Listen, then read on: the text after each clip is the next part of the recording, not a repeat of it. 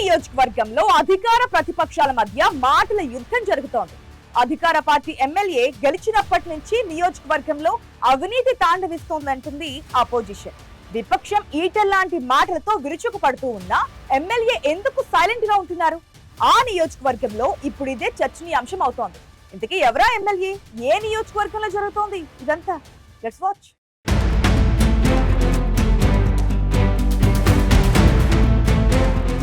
కృష్ణా జిల్లాలోని కీలకమైన నియోజకవర్గాలలో పెనుమలూరు ఒకటి. ఇక్కడ రాజకీయ అవగాహన ఎక్కువ. కీలక సామాజిక వర్గంపైనే ఎక్కడ గెలుపోటములు ఆధారపడి ఉంటాయి. ఇలాంటి పరిస్థితుల్లో రెండోసారి భారీ మెజారిటీతో ఎమ్మెల్యేగా గెలిచారు బోడే ప్రసాద్. మొదటిసారి ఎమ్మెల్యేగా గెలిచిన సమయంలో ఎక్కువ సమయం ప్రజల్లోనే ఉంటూ నియోజకవర్గంలో మంచి పేరు సంపాదించుకున్నారు. 2019లో ఓడిపోయిన బోడే ప్రసాద్ 2024లో మళ్లీ గెలిచిన గతానికి భిన్నంగా ఆయన వ్యవహార శైలి ఉందనే గుసగుసలు వినిపిస్తున్నాయి. ఆయన తీరుతో సొంత పార్టీ శ్రేణులే ముక్కున వేలేసుకునే పరిస్థితులు ఉన్నాయంటున్నారు.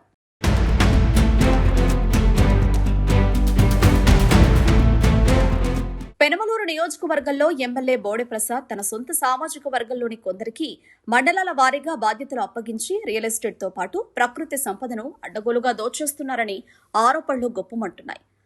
తాడిగడప మున్సిపాలిటీలో ప్రజాధనం లూటీ చేస్తున్నారని, పూర్తి చేసిన పనులకు టెండర్లు పిలుస్తున్నారని రాజకీయ ప్రత్యర్థులు ఆరోపణలు గుప్పిస్తున్నారు.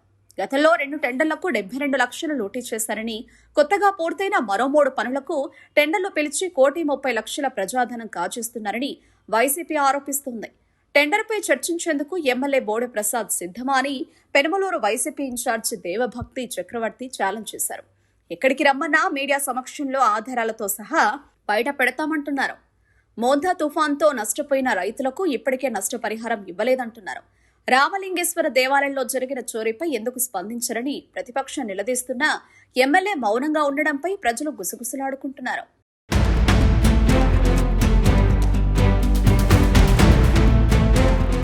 తాడిగడప మున్సిపాలిటీలో అనధికారిక భవన నిర్మాణాలకు 4 నుంచి 5 లక్షల ముడుపులు మధ్యవర్తి ద్వారా సమర్పించాల్సిందే అనే ఆరోపణలున్నాయి.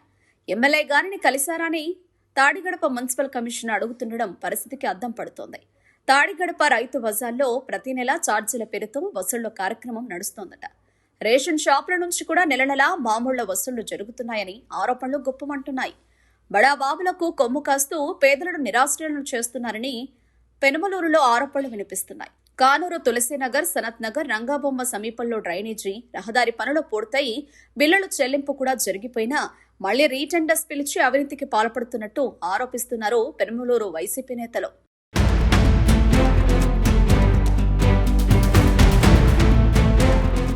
ఎక్కడైనా రాజకీయ ప్రత్యర్థులు ఆరోపణలు చేస్తే తిప్పికొడతారు, ప్రతి సవాలు విసురుతారు. కానీ పెనుమలూరులో మాత్రం ఎవరేమనుకున్నా డోంట్ కేర్ అన్నట్లే ఎమ్మెల్యే బోడే ప్రసాద్ వ్యవహారం ఉందంటున్నారు.